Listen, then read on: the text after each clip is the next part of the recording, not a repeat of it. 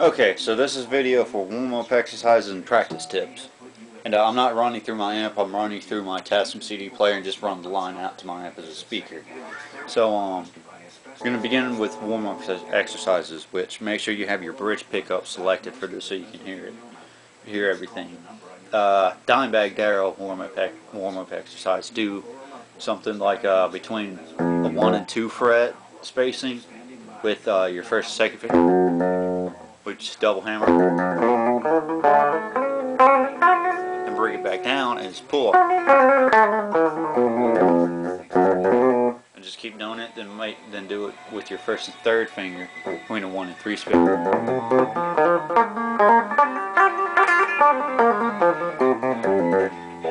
And the same thing with your first and fourth finger. Then between the 1 and 2 spacing with your first and third finger. Then with your first and second finger between the 1 and 3 spacing.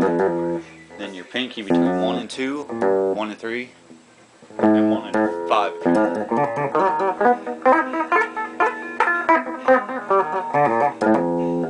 And right now I'm warming up too, so.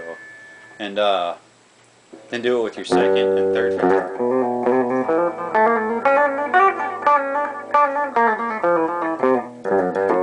And your second and third finger. No, just keep doing that and lock it in a position and do it like somewhere up high in the fretboard because it's hard. So brings me next to a Michelangelo Badia one, which is similar, but instead of doing double hammer-ons and pull-offs, you're just doing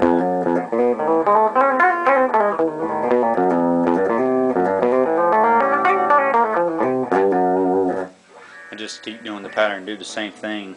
And what I'll do is I'll do these exercises from the 1st fret to the 12th fret. End it like that. So then, do the same thing, lock it in position, do each of those exercises the same way. And so a mistake that I made was not using my third and first finger in conjunction with each other. So I use my second and third, something like this. Instead of doing like that, I do like that, which was a mistake of mine. So work on that really early on. So then to get your pick hand going, do this chromatic. Move it up half a step and bring it down.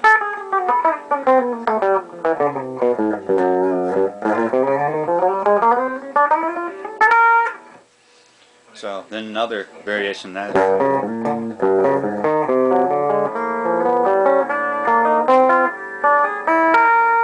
And if you're doing these warm-up exercises a lot, then and you're not feeling it as much, mix it up and like start it here, then bring it down or go up somewhere and vary it a lot. And and when your fret hand is nice and loose, then pick a note and tremolo pick it.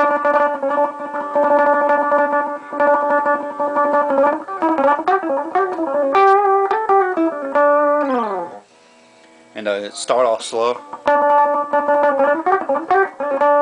so you don't hurt your hand.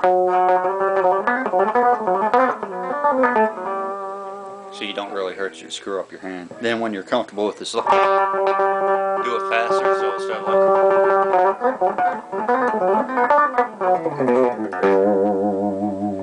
like that.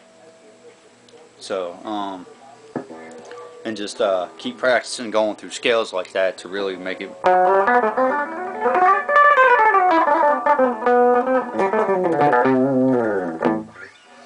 And work on legato, which a really cool legato lick I like to warm up with is an E minor on the C note, 8th fret on the 6th string, like that.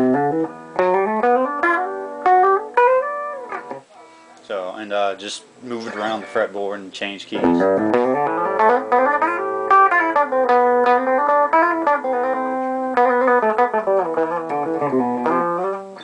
So, just like do that and then run up scale.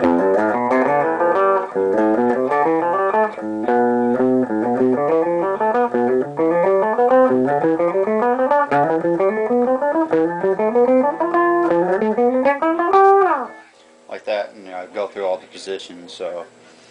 Um, so do that and work on stuff you have problems with.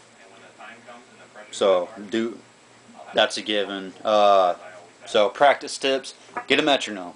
I never had a metronome when I began with, and now I do because it's in my Tascam. So I'm kind of working that. So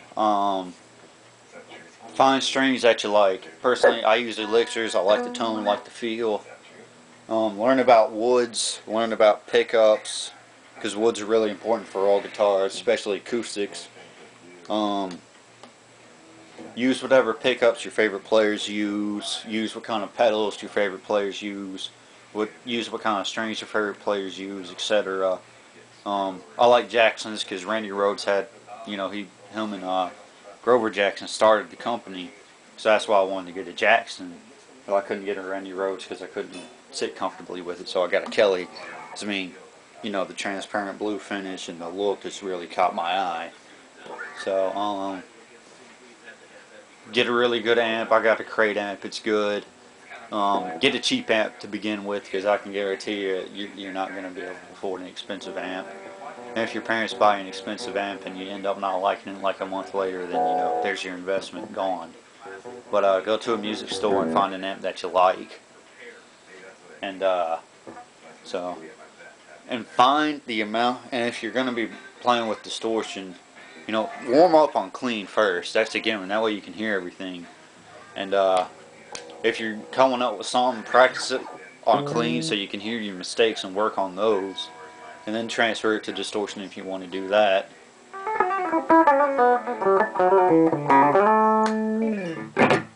And find the amount of gain your pickups can use if you're going to do that. Because, if you have it cranked all the way to 10 and your pickups can't handle that, then dial it down to 7, which I use for these pickups that I have is 7. And even if your pickups can handle a lot of gain, the question is if you can handle a lot of gain. So, but then try to emulate the tone of your favorite players. So that's a given too. Always practice when you get a chance, even if you don't have time to practice during the day. Practice at night for like an hour, like I do, like when I'm watching the Daily Show and the Colbert Report and Rich Strong. But I'll practice for an hour there. So just go through scales and just kind of come up with stuff. And practice the backing tracks, the song that you like. Learn a lot of songs that you like. Really develop your own style and improv a lot. Not necessarily to a backing track, but just a lot. That way you can find licks that you like. Which is why I like that kind of lick. And this Locrian.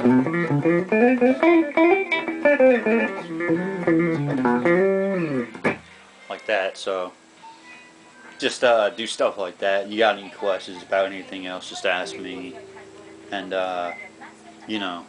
oh, something else, get yourself Mel Bay's guitar method books. That's what I've learned from day one. They're great. They have every single scale, every chord, everything that you need to know.